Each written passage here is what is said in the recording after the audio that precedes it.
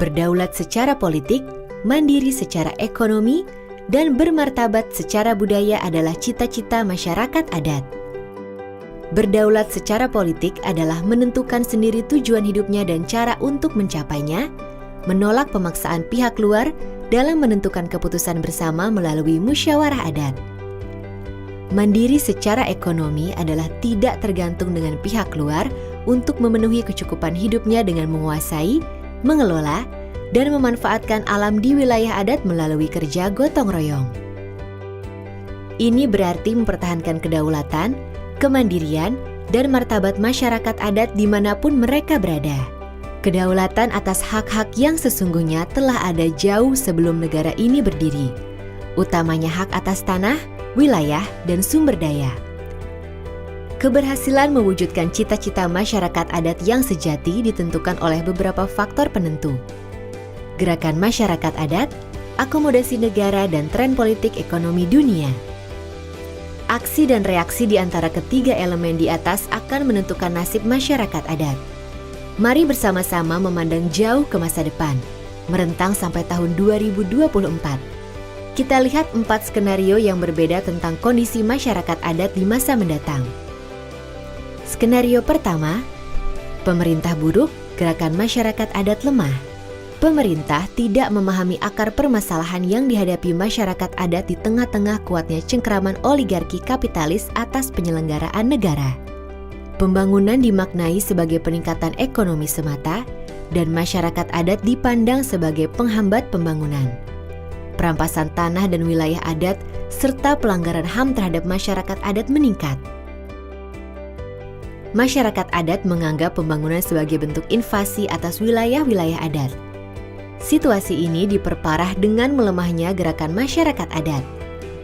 Pimpinan-pimpinan masyarakat adat justru marak menjual wilayah-wilayah adat menjadi boneka perusahaan, sementara generasi yang lebih muda terlanjur bersikap apatis dan sinis untuk bertahan menjadi bagian dari komunitas. Organisasi-organisasi non-pemerintah serta lembaga-lembaga donor yang selama ini mendukung gerakan masyarakat adat tidak lagi memprioritaskan program pengakuan hak-hak masyarakat adat. Akibatnya, program legislasi yang terjadi di tahun 2014 sampai 2015 dan beberapa peraturan yang berpihak pada masyarakat adat beserta wilayah adatnya hampir tidak ada yang terlaksana di lapangan. Pendampingan masyarakat adat pun diwarnai dengan tindak korupsi, tiadanya kepastian hukum, bantuan jangka pendek yang tidak tepat sasaran, dan seterusnya. Skenario yang kedua, pemerintah baik, gerakan masyarakat adat lemah. Pemerintah melakukan perannya dengan baik.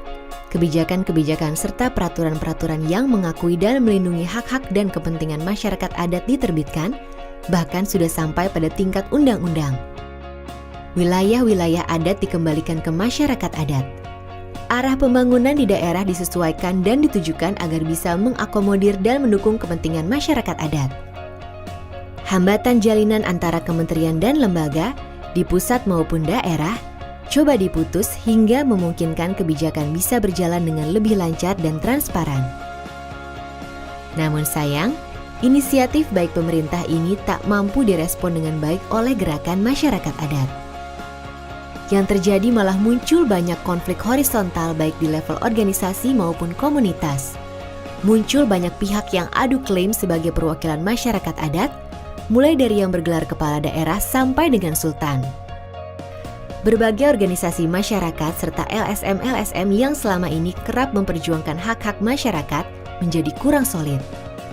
Ini masih ditambah dengan masuknya perusahaan-perusahaan dengan program karitatifnya yang berusaha membujuk pejabat daerah baik legislatif, eksekutif, maupun aparat penegak hukum yang berhasil melemahkan advokasi masyarakat adat.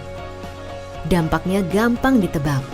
Pengukuhan wilayah adat berjalan tersendat-sendat dan hak masyarakat adat pun terbengkalai. Skenario ketiga, pemerintah buruk, gerakan masyarakat adat kuat. Gerakan masyarakat kuat namun tidak mendapatkan respon seimbang dari pemerintah. Memang pada awalnya pemerintah memberikan banyak janji kepada masyarakat. Janji untuk mengakui keberadaan dan hak-hak adat, janji untuk mengembalikan kedaulatan wilayah adat kepada masyarakat adat, janji untuk menyamakan visi pembangunan nasional dengan kepentingan masyarakat adat. Namun pada akhirnya tak satu pun dari janji-janji itu yang terrealisasi. Padahal gerakan masyarakat adat sudah membuka diri untuk dialog dan bermusyawarah. Kecewa dengan pemerintah, gerakan masyarakat adat akhirnya berubah menjadi sinis dan apatis. Demo menentang pemerintah muncul di mana-mana. Bentrok antara warga dengan aparat kembali marak.